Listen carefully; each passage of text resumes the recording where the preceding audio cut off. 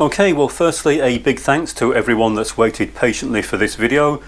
I've had a few things to deal with recently, so I haven't been posting any videos, but I'm hoping to get back onto posting regular videos very shortly. So I've got quite a few interesting projects coming up.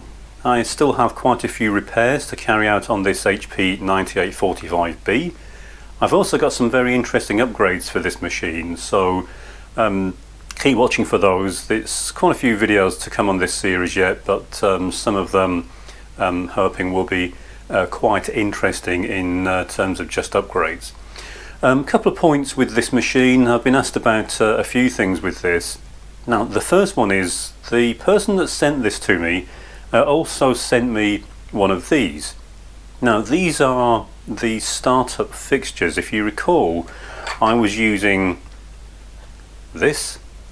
It's just a breadboard, and this connector plugs into the left hand riser on the machine, and you need that when you don't have the monitor plugged in, because otherwise the machine won't start up. Now I believe that he downloaded the Gerber files for this from a well-known website, but unfortunately these don't work. He assembled this and sent it with the machine, but these don't work. If you do download these, then what you need to do is swap the two layers of the Gerber files over. The front and the back have been transposed, so if they're made as per the Gerbers, then the traces are on the wrong sides, and if you try and plug it in, it won't do anything. So just be aware of that if you do download these. Now what I have done is, of course, made my own versions. So the other thing with these is, on the version you download, the edge connectors aren't really long enough. They don't go far enough down into the connector. It's quite a deep connector. So as you can see on the version I've done, these are much taller. So this works well.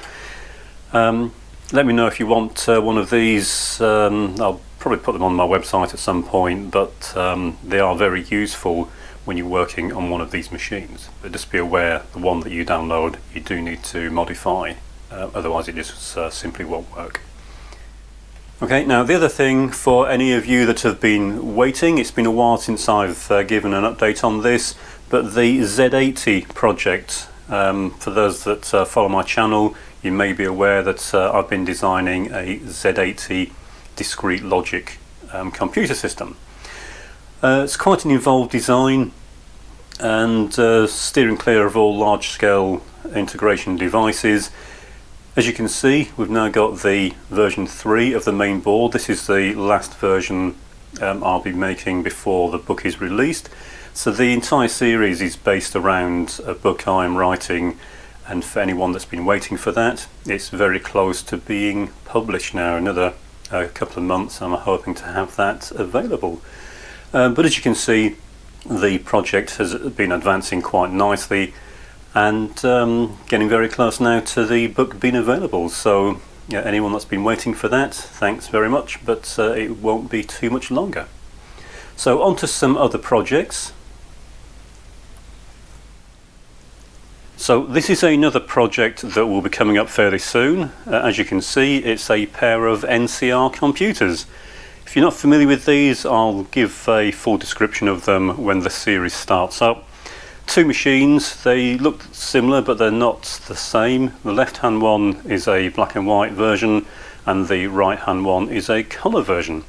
They both have faults that we need to try and resolve.